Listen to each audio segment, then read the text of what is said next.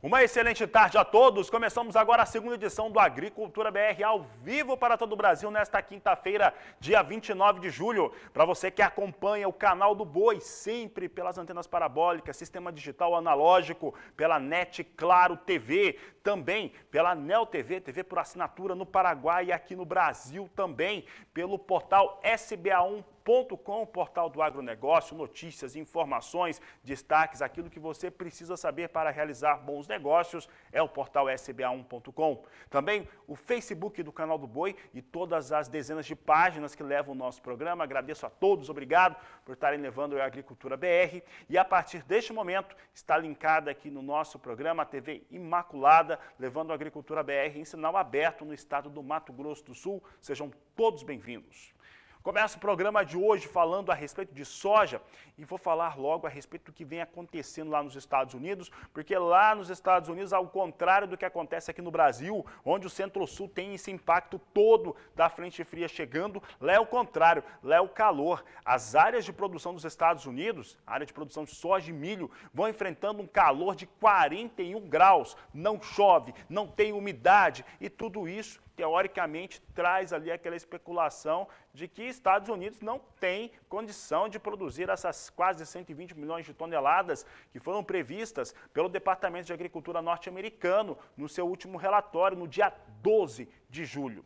E por lá, nesse momento, o que se tem é um cenário de cancelamentos de compras de soja norte-americana. Esses cancelamentos de soja foram superiores àquilo que foi vendido pelos exportadores norte-americanos, de acordo com o relatório de vendas e exportações, que é tradicionalmente apresentados pela quinta-feira de manhã. O volume ficou realmente baixo, o cancelamento ficou bem maior do que aquele que foi o de cancelamento, mostrando que estão migrando mesmo já as vendas de soja para a próxima safra, até porque os norte-americanos têm pouquíssima soja da safra 2021 e já não há condições de entregar antes do início da próxima safra.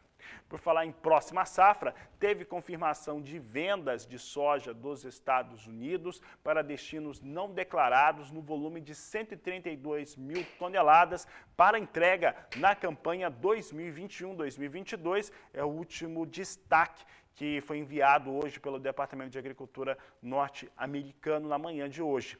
E agora você acompanha comigo como é que vem soja em Chicago. Soja até na abertura dos negócios subia um pouco, mas era uma subida meio tímida. Agora não, agora já sobe bem. Você vê aqui altas acima de 1%, subir mais de 1% é muito bom. Você tem aqui a posição de agosto, 14 dólares 46 centes mais 4 bushel, alta de 1,01%. Também destaque agora para 13 dólares 85 centes mais 6 o bushel na posição de setembro, alta de 1,13%. Novembro vem com negócios a 13 dólares 76 centes o bushel, elevação de 1,10%. E janeiro, 13 dólares 80 centes mais 6 o bushel, alta de 1,12%.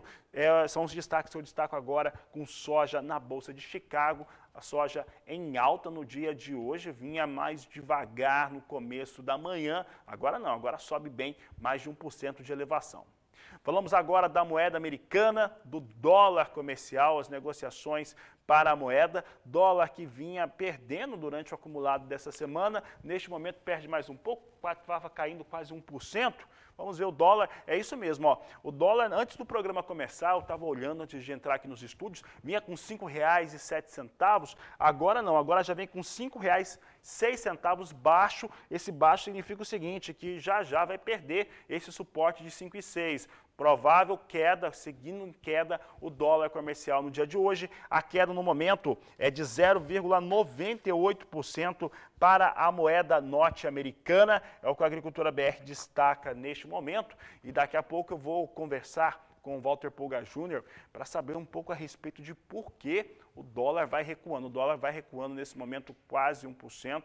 É um dia de quedas expressivas, um dia no qual a gente está olhando, principalmente para quem olha como é que vai se movimentando as empresas do agronegócio nas bolsas brasileiras, norte-americanas, internacionais, empresas de agronegócio com volumes e balanços muito bons de trimestre, que não tem a ver com dólar, mas isso que acaba trazendo uma situação muito positiva para para o cenário do agronegócio brasileiro. E já que eu falei dessas questões que são ligadas ao mercado financeiro, vou conversar com o Walter Pulga agora, se o Pulga estiver pronto. Pulga, dólar caindo agora a R$ 5,06, vai caindo cerca de 1%, já está para perder esse piso de R$ 5,06 e o acumulado da semana é de queda, Pulga. Mas o que motiva essa queda mais expressiva nesta quinta-feira? Boa tarde, seja bem-vindo. Boa tarde a você, boa tarde a todos. Olha, Fabiano, eu pegava agora há pouco as últimas informações sobre o anúncio do PIB dos Estados Unidos. A taxa superou até o crescimento no mercado americano dos 3 primeiros meses de 2021, de 6,3%, mas ficou abaixo da expectativa do mercado. Cresceu 6,5% no segundo trimestre, mas o mercado como um todo esperava crescimento de 7% em taxa anualizada, de acordo com dados divulgados aí nesta quinta-feira pelo Departamento de Comércio. Portanto, houve, de certo modo, uma frustração, no mercado em relação ao PIB dos Estados Unidos. O desempenho ficou abaixo do que esperavam os analistas e isso, lógico, traz aí um enfraquecimento para o dólar. Agora há pouco eu acompanhava também o chamado dólar index, que é o comportamento do dólar frente a algumas moedas como o dinheiro japonês, ou como a libra, ou como também o euro, E frente a essas moedas nós tínhamos um recuo que já começava nesta madrugada. Então o dólar hoje, ele recua não só frente ao real, ele recua também frente a outras moedas, o que na verdade ocorre é uma desvalorização do dólar em função de um crescimento abaixo do que esperava. Agora, a R$ 5,05, a queda neste momento frente ao real é de 1,15%, ou seja, o dólar se aproxima daqueles R$ 5,00 já esperados há muito tempo por analistas de mercado. Mas isso depende, como se vê, mais do que ocorre lá fora do que o que ocorre aqui dentro. Há também influência aqui? Lógico que há, mas neste momento não é o que pesa. Para você ter uma ideia, o dólar index, que normalmente fica acima de 92 mil pontos, agora opera aos 91.880 pontos. E esse dólar index serve de base, vamos dizer assim, para quem trabalha com câmbio no Brasil e no exterior. É uma referência no mercado internacional. A queda agora, para você ter uma ideia, do chamado dólar index, que é essa referência, é de quase 0,5%. Portanto, não é de se estranhar que nós tenhamos aí um recuo do dólar frente a outras moedas, como o real também. Agora, eu gostaria de tocar num outro assunto, viu, Fabiano? Além do dólar, vamos ficar de olho no que ocorre no mercado de financiamento para o produtor, O diretor de financiamento e informação do Ministério da Agricultura, Wilson Vaz Araújo, disse que apesar do Banco Nacional de Desenvolvimento Econômico e Social, BNDES, ter suspendido o financiamento naquele programa para construção e ampliação de armazéns, ainda há muito recurso disponível para o produtor e também para empresas e cooperativas, Bom, tudo isso dentro do Plano Safra, Ele comentou isso com a Associação dos Produtores de Soja e Milho lá do Mato Grosso. Segundo ele, estamos muito distantes da exaustão dos recursos para financiamento de armazéns. Por que ele diz isso? Ele diz isso porque, embora o BNDES tenha feito a suspensão de crédito para quem pretende ampliar ou construir armazéns, há recursos superiores a R$ 1 bilhão ainda junto ao Banco do Brasil, tudo dentro do Plano Safra. Para se ter uma ideia, há mais de 24 milhões de reais para o Banrisul financiar também, lá no sul do país, a construção de armazéns. Outros 5 milhões e 300 mil reais para o Banco Regional de Desenvolvimento Econômico. Há também outros 5 milhões para o Banco de Desenvolvimento de Minas Gerais.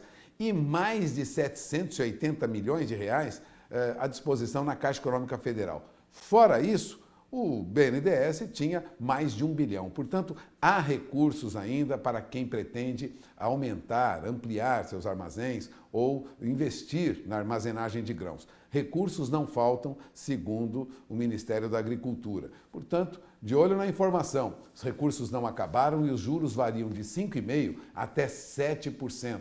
Portanto, é um juro subsidiado que pode contribuir aí para melhorar a armazenagem no país. De olho na informação, porque a princípio uma suspensão do BNDES na concessão de financiamento não significa necessariamente que o dinheiro já acabou.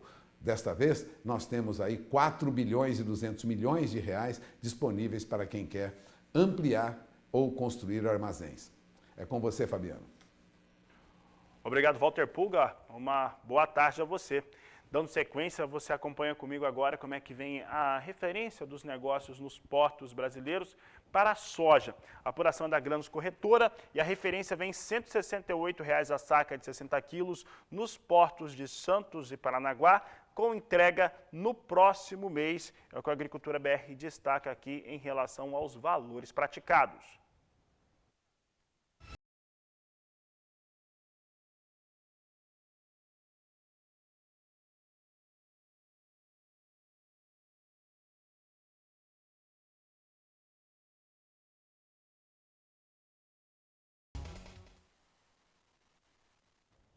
A Agricultura BR vai para o intervalo comercial. Daqui a pouco nós vamos falar a respeito do mercado de milho e também os dados atualizados do DERAL, que reduziu para 6.111.000 toneladas a produção do cereal no Paraná.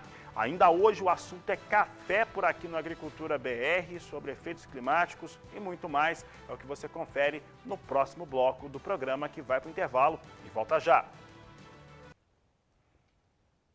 E diariamente você acompanha as informações do que vem acontecendo com o café brasileiro em relação à sua produção, aos efeitos climáticos e sempre acompanha, claro, os fatores que são ligados à mercadologia, a mercado tanto físico quanto futuro do café arábica, robusta e conilon aqui no Agricultura BR. Nós vamos voltar a falar a respeito dos elementos que impactam o cafeicultor mineiro. Eu vou conversar agora com o diretor-presidente da Cooperativa de Cafeicultores de Três Pontas, em Minas Gerais, região sul de Minas. Converso agora com Marco Valério Araújo, que fala conosco ao vivo pela internet. Marco Valério, obrigado pela participação aqui no Agricultura BR, no canal do Boi. E é um cenário muito complicado esse que acabou ocorrendo, causado pelas geadas, um momento em que o cafeicultor se recuperava, de certo modo, de anos seguidos com preço de café baixo, e agora vem essa situação causada pelo clima. Como é que você avalia o momento aí na sua região? Boa tarde, seja bem-vindo. Boa tarde, agradeço aí o canal do Boi, a oportunidade de manifestar. É com muita honra que estamos aqui para falar um pouquinho do café. Realmente, a geada foi uma geada de média intensidade, ainda estão sendo avaliadas as perdas. É um momento difícil para a cafeicultura, para aqui para o sul de Minas, em função não só da contabilização dos problemas que tivemos na geada do dia 20, agora recente, mas como na próxima noite, né, essa madrugada, ainda há um risco de uma nova ocorrência de geada. Estamos no meio das ondas de frio, então ainda não terminou o inverno, o que nos causa bastante preocupação. Marco Valério, em relação hoje ao que se produz na região sul de Minas de café, já dá para ter uma ideia do tamanho das perdas, porque o cafeicultor ele tem as suas perdas individuais nas suas áreas de produção, mas falando como região, falando como estado, já é possível cravar um número, até porque nós estamos vivendo um outro momento de temperaturas muito baixas e geadas novamente aí em Minas? Exato, exato. Como eu disse agora há pouco, temos ainda o risco de ocorrência de uma geada ainda nesse final de semana, nessa próxima noite. Contabilizar as perdas é o que nós, as cooperativas, todo o setor da cafeicultura tem tentado fazer desde o dia 20. A área é muito extensa, foram várias regiões, o sul de Minas foi bastante afetado, onde nós estamos aqui, a área de influência da represa de Furnas, são diversos municípios que tinham uma pequena proteção da água, das águas de Furnas, do nível que provocavam uma certa proteção, o que não aconteceu dessa vez. Além do sul de Minas, temos foi ocorrido também no Cerrado Mineiro, uma ocorrência severa, de média severa, que está sendo contabilizado. É um momento difícil de nós definirmos um número, cravar um número em função do trabalho que está sendo feito não somente pelos técnicos da própria Cocatrel, que tem corrido a campo, visitado as propriedades, feito todos os levantamentos necessários para que a gente possa dar um tratamento adequado e a maneira que vai ser conduzido esse processo de auxílio aí nas tomadas de decisões dos nossos produtores. Ainda é difícil cravarmos o número, mas é uma geada importante que fica na história, fica mais um ano, 2021, como foi em 94, de muita tristeza e perdas para a cafeicultura brasileira, principalmente para a mineira e sul-mineira. Marco Valério, em relação à comercialização, hoje a gente até trazia aqui no Agricultura BR desta última quarta-feira uma mesa redonda no qual participaram Haroldo Bonfá, da Faros Consultoria, o Eduardo Carvalhais, do escritório Carvalhais, e também o Fernando Barbosa, que é cafeicultor. Hoje, dá para falar em relação à comercialização de café, uma orientação para esse cafeicultor, já que ele não sabe quanto que ele vai tirar dos seus campos? É muito boa pergunta, porque essa é a grande dúvida de todos nós, né? Não só das cooperativas, mas principalmente dos produtores, né? Houve uma majoração dos preços, um aumento aí da ordem, se for analisar, de 20% a 25% dos preços comercializados, e inversamente uma redução na oferta de venda. O produtor, naturalmente, nessa hora, ele fica mais cauteloso, ele fica com receio, né, de como o mercado está se comportando, né? Volatilidade é uma palavra que hoje está na cabeça de todos os produtores. Ontem e hoje, por exemplo, oscilações acima de 1.000 pontos, oscilações de 10% do valor da saca de café nos terminais, nas bolsas de Nova York, que é a nossa referência, e isso torna uma tarefa difícil, né? O produtor dele operar, dele entrar vendendo, ele tem que ser cauteloso. E essa é outra palavra que temos orientado os produtores, muita cautela, muita parcimônia, muita tranquilidade nesse momento. Mas algumas oportunidades aparecem. A Cocatrel, por exemplo, chegou a vender café acima de R$ 1.100, que é um preço expressivo, um recorde nominal histórico para a cafeicultura. Então, temos oportunidade de venda, muita cautela, muita tranquilidade para vender de forma comedida, para que possa aproveitar o preço, mas conseguir também contabilizar o prejuízo e não vender mais do que poderia vender nesse momento tão difícil.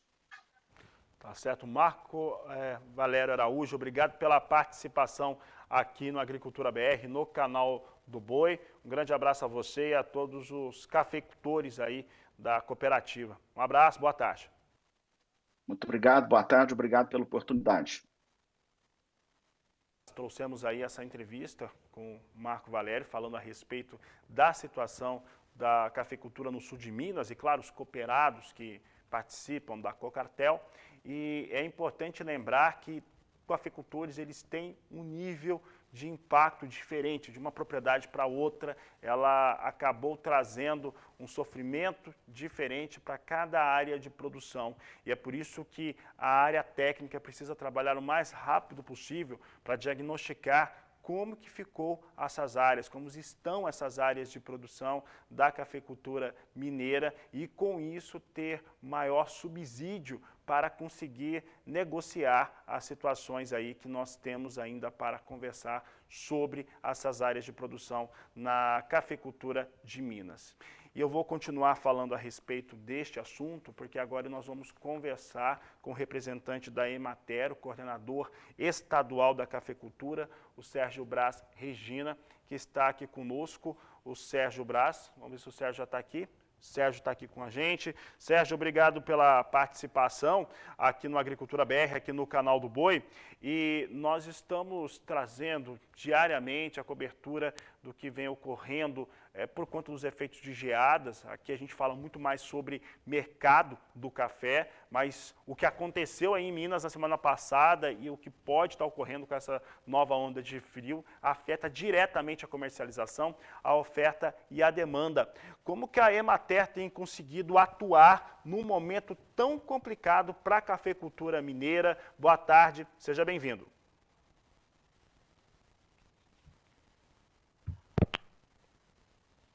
O Sérgio não está conseguindo nos ouvir agora, o Sérgio Braz, daqui a pouco nós vamos conversar com ele. O Sérgio Braz Regina, ele é coordenador na Emater. Nós vamos saber como que a Emater está atuando aí com o cafeicultor do estado de Minas Gerais, porque é um cenário bastante complicado e talvez o momento em que mais vai se exigir do trabalho de campo desses técnicos da Emater.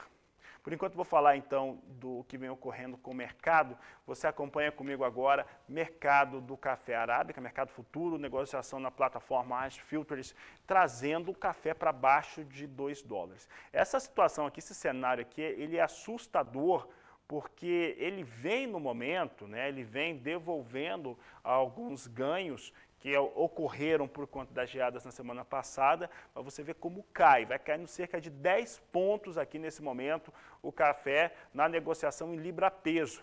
Veja só que setembro, $1,90 mais 50 libra-peso, dezembro, $1,93 mais 20, março, $1,95 mais 40 e maio, $1,96 mais 35 por libra-peso, somado a $1 que hoje vai caindo quase 1%, como eu mostrava na abertura do programa, vindo para R$ 5,06. Hoje nós temos perdas muito severas para o preço do café também. Então, talvez seja o momento do cafeicultor, mais do que nunca, ficar mais resguardado em relação a esse mercado. Há uma especulação em relação aos investidores na Bolsa de Nova York e neste momento tira bastante o piso de $2 a libra-peso, que é o que nós víamos pelo menos até essa última quarta-feira. Confira agora cotações do mercado físico.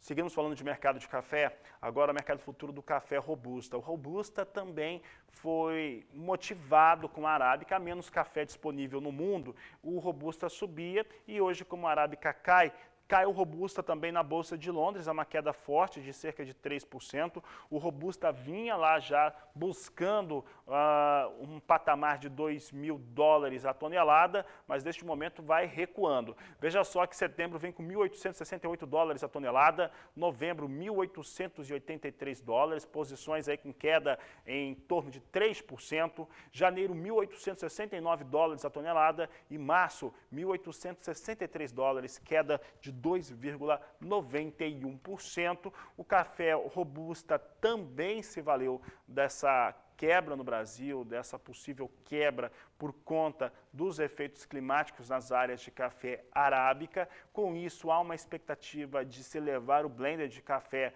no mundo e o robusta também subiu bastante nesses últimos dias, mas ontem recuava, assim como a arábica, e hoje recuando forte lá na Bolsa de Londres.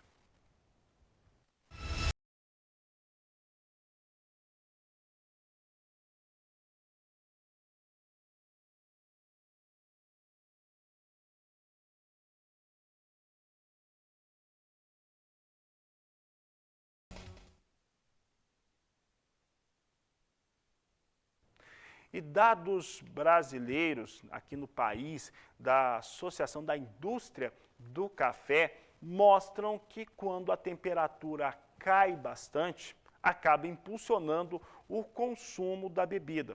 O café é a segunda bebida mais consumida no mundo e aqui no Brasil não é diferente. Inverno significa maior consumo aqui no Brasil também. É o que nós vamos conferir na reportagem de Vinícius Souza.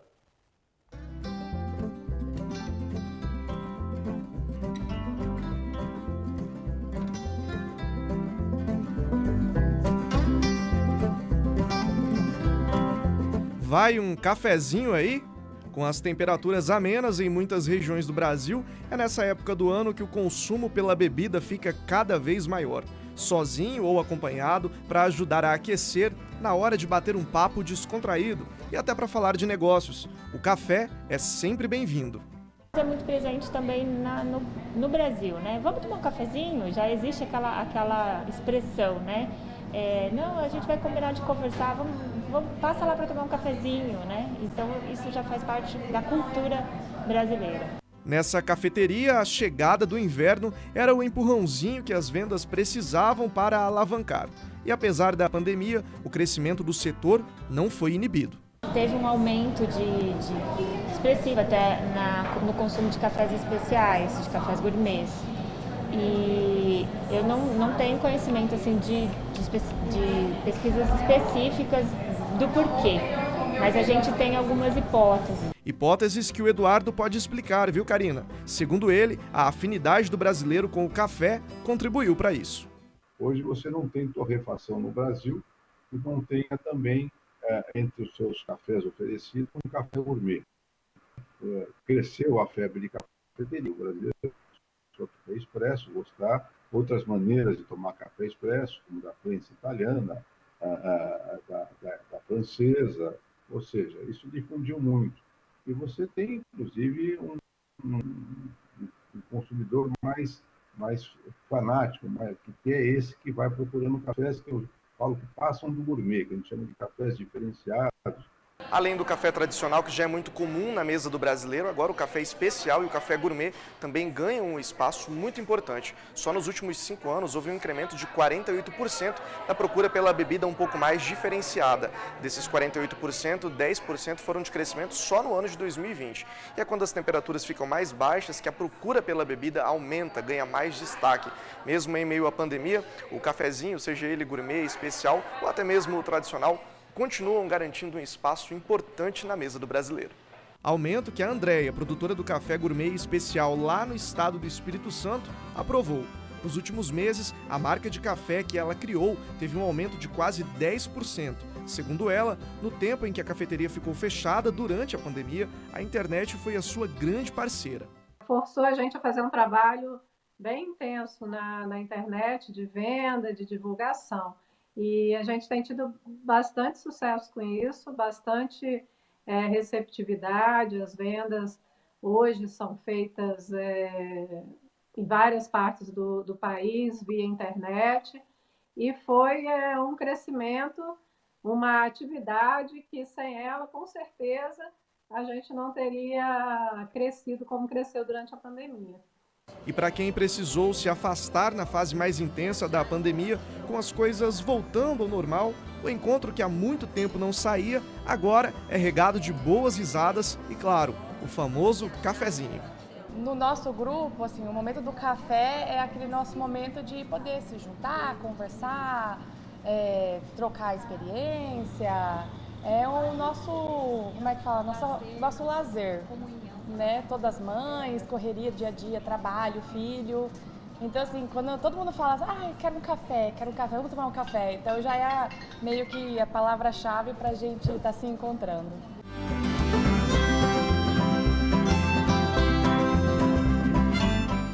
Bom, eu vou ficando por aqui, vou tomar o meu cafezinho e te vejo na próxima reportagem. Tchau, tchau.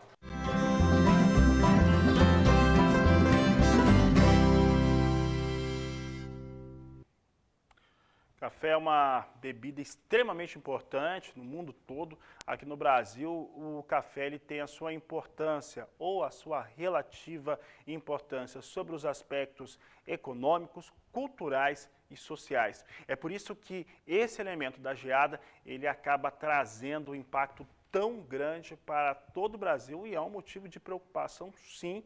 E é por isso que conversamos, e você pode acessar as nossas mídias sociais, o canal do Boi no YouTube, com o deputado Evair de Mello e também com outros representantes públicos para exatamente discutir como que isso pode estar trazendo, junto ao governo, apoio para esses cafeicultores, porque o cenário não é de perda só nesse ano, o cenário é de perda pelo menos até 2023 nas áreas que foram mais afetadas. Eu vou para o intervalo comercial, daqui a pouco o assunto é milho aqui no Agricultura BR. Os números do DERAL mostram que o Paraná não vai chegar nem a 6,5 milhões de toneladas produzidas de milho. Vai ficar com 6.111.000 toneladas, bastante baixo. Aproveite para entrar em contato conosco através do nosso WhatsApp no 67991733737. Eu vou para o intervalo e volto já. E há uma forte preocupação mesmo de produtores rurais de maneira geral. Não importa se é pecuarista, que tem as suas áreas de pastagem, se é horticultor, produtor de grãos, de café. O fato é que o frio permanece e as geadas esparramam pelo centro-sul do Brasil, trazendo todos esses cenários, muitas vezes bem negativos para as áreas de produção. E é por isso que nós conversamos agora com Renata Ferreira, que fala sobre a previsão do tempo. Boa tarde, Renata. Boa tarde, Fabiano. Boa tarde a todos. Estamos no frio mais intenso da semana e agora as geadas se espalham ainda mais pelas regiões produtoras aí do sul, sudeste e centro-oeste brasileiro. Em Mato Grosso do Sul, o dia já começou com geadas amplas em todo o centro-sul do estado, inclusive na capital Campo Grande. As geadas também atingiram todos os estados sulistas, com temperaturas aí negativas em Curitiba. Pelo sudeste brasileiro, Fabiano, as geadas também já marcaram presença. Os estados de São Paulo, também aqui sul de Minas, já amanheceram com um dia bem gelado. Em relação à chuva, tem chance para pancadas rápidas ao longo do dia no estado do Ceará. Também desde o litoral do Rio Grande do Norte até Pernambuco, até o sul aí da Bahia. Entre o Maranhão e Piauí, as pancadas podem ser vistas aí no período da tarde. Pelo norte do país, chance para chuva no norte do Amazonas, também Pará, Roraima e Amapá. E por conta da passagem da frente fria que está atuando sobre o Brasil, as temperaturas vão cair também em Rondônia, Acre e sul do Amazonas. Agora, para os próximos dias, Fabiano, a tendência é de que esse frio continue, viu? Amanhã tem chance para geada e frio intenso aí na região sul, também em São Paulo, Triângulo, sul de Minas e na porção centro-sul do estado de Mato Grosso do Sul. É isso, é com você. Bom, então não cede a preocupação, o produtor tem que estar preparado para estes cenários. É o clima, temperaturas muito baixas e eu tenho visto nos grupos, tanto de cafeicultores quanto também de quem trabalha com hortaliças, algumas questões técnicas que podem ser vistas, que podem ser tratadas e que ajudam a reduzir os efeitos negativos da geada. Mas fala agora a respeito de pecuária e por que há uma expectativa muito boa de preços continuarem firmes e principalmente em elevação em todo o país, com destaque no Mato Grosso do Sul. É por isso que eu converso agora com o repórter Vinícius Souza, que fala ao vivo aqui no Agricultura BR. Vinícius, boa tarde. Oi, Fabiano, boa tarde para você e para quem está acompanhando a Agricultura BR. É isso mesmo, o mês de julho deve confirmar um bom volume de exportação, cerca de 160 mil toneladas. Claro, se a gente mantiver aí as 7 toneladas diárias, comercializadas a mais de 5 mil dólares todos os dias que a gente vem acompanhando. Esse número apresenta aí cerca de 32,11% a mais do que foi comercializado em julho do ano passado. Esses números foram divulgados, mostrando que nós estamos vendendo menos, porém nós estamos recebendo muito mais. Não dá para a gente falar desse cenário, Fabiano, sem citar justamente esse período que a gente está vivendo. Temperaturas muito baixas, geadas, a extrema seca, e isso tem sim impacto na oferta que é gerada no campo para o frigorífico. É por isso que os preços aumentam um pouco, porém ainda assim existe uma expectativa aí para que o consumo continue aumentando da carne bovina agora no dia 8 de agosto, que é o Dia dos Pais, principalmente porque nessa data boa parte dos assalariados já vai ter recebido seu salário, então já vão direcionar esse dinheiro para esse consumo, porque acontecem muitas reuniões de família em comemoração à data. A gente segue acompanhando todos esses detalhes, porque a gente sabe que esse é um momento bastante importante. Muita gente está trocando a proteína da carne vermelha por carne suína, pela carne do frango, mas a gente também sabe que são proteínas que aumentam, que têm os valores aumentados nos últimos dias, porque o farelo de soja e o milho também seguem com preços mais elevados. Fabiano, a gente segue acompanhando de perto todas essas informações e a qualquer momento da nossa programação eu volto com mais detalhes do tema. Volto com você. Obrigado, Vinícius. Uma boa tarde a você. E por falar em preços de milho, de farelo, o milho vinha com alguma queda hoje no mercado futuro brasileiro. O milho na B3, tanto é que a posição de setembro voltou a ser negociada abaixo da marca de R$ 100 por saca de 60 quilos, que era aquilo que a gente estava vendo a semana inteira. Milho com muita valorização. Veja só como que nós temos a operação, hoje uma queda mais robusta para milho. Setembro vindo com queda de 1,64% a R$ 99,85 a saca. Novembro a R$ 100,20 a saca, queda de 1,64%. Janeiro, R$ 100,94 por saca de 60 quilos, queda de 1,25%. E março, R$ 100,50 a saca, com queda de 2,28%. São os negócios com milho na Bolsa Brasileira, na B3.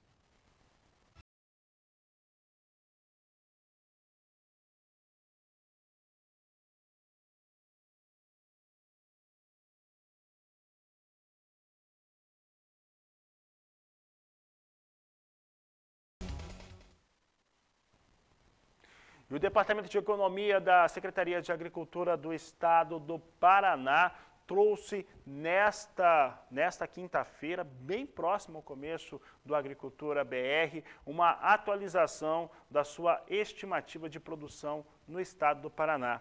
E agora, a expectativa do DERAL é de uma produção de até 6.110.000 toneladas, uma quebra muito forte em relação à safra passada e uma quebra também expressiva frente aos números que se acreditavam no mês de junho, o que mostra que realmente o frio intenso e as geadas que já ocorriam no mês de junho tiveram, e também agora no começo de julho, tiveram efeito negativo sobre as áreas de produção. Veja comigo como é que fica então o cenário para as estimativas de produção de milho no Paraná. Na campanha 19-20, o Paraná produziu 12.170.000 toneladas. Mês passado, a estimativa de produção paranaense era de 9.821.000 toneladas. Agora, o DERAL já traz o número que é mais de acordo com tudo que vem acontecendo lá no estado do Paraná, de 6.110.000 toneladas, uma queda de 37,7% em relação ao mês de junho e uma queda ainda maior se comparada à campanha 19-20, de 50%. A entidade também cortou a projeção de produtividade de 67 sacas por hectare para 47,11 sacas por hectare. Então, perde muito o estado do Paraná, produtividade abaixo de 48 sacas por hectare neste momento. E, de acordo com os produtores, o cenário pode ficar ainda pior de acordo com o que se avança a colheita no estado. Falamos agora do milho lá nos Estados Unidos, milho na Bolsa de Chicago, a referência internacional, e hoje nós temos alta nessa referência. Posição de setembro vem com $5,55 mais 6 o bushel, alta de 1,18%. Dezembro, $5,56 mais 6 o bushel, também alta de 1,23%. Março, $5,63 mais 2, elevação de 1,17%. E maio, $5,67 mais 6 o bushel, alta de 1,25%. São os negócios que destaco agora com milho na Bolsa de Chicago. E o Agricultura BR vai para o intervalo comercial. Daqui a pouco eu volto com as últimas informações desta edição. Aproveite para entrar em contato conosco através do nosso WhatsApp, 67991733737. Eu volto já.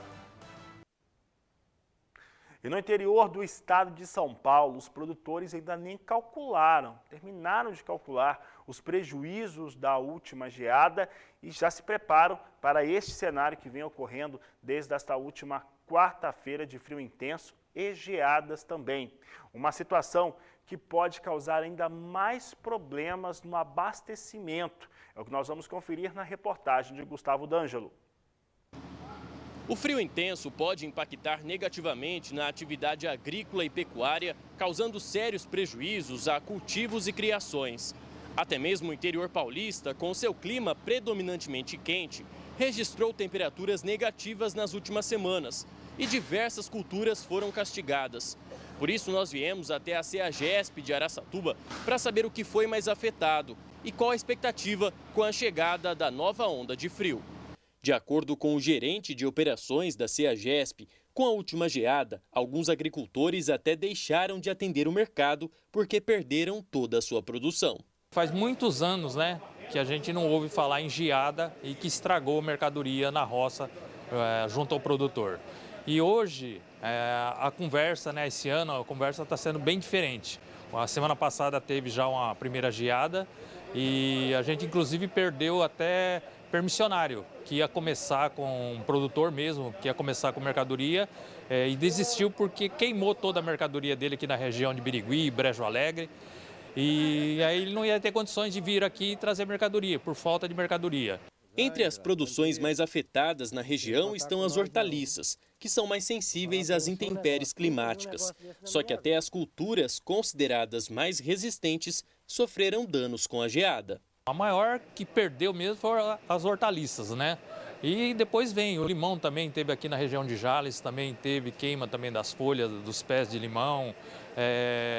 Batata doce, queimou todas as folhas aqui na região de Rinópolis, ali tudo ali que tem plantação de batata doce, queimou também todas as folhas.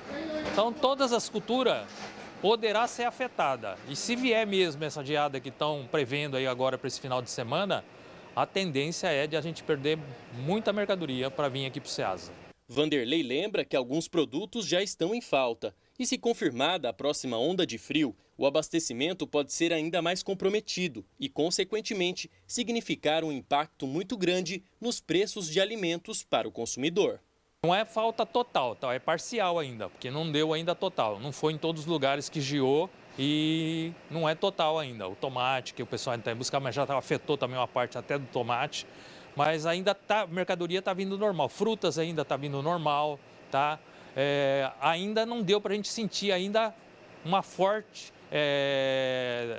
falta de mercadoria. Ainda está normal, não vou dizer que está preocupante. A gente vai depender do que vai acontecer agora nesse final de semana que o pessoal está falando aí de uma geada que o Brasil não vê de muitos anos atrás. A gente não sabe ainda qual a consequência disso, tá? Vai ter que esperar acontecer para ver realmente o que vai faltar e o preço que isso vai custar para todos, tanto em relação à quantidade de produtos, como em relação ao preço da mercadoria, no preço final, para chegar na mesa do consumidor. De Araçatuba, São Paulo, Gustavo D'Angelo. E olha, as informações do clima você vê no canal do Boi, no quadro Agroclima com a Renata Ferreira, em toda a nossa programação, vê também no portal sba1.com. Com essas informações, essa edição da Agricultura BR fica por aqui. Eu desejo a todos uma excelente tarde. Voltamos às 16 horas lá no Agrocanal. Uma boa tarde e até lá!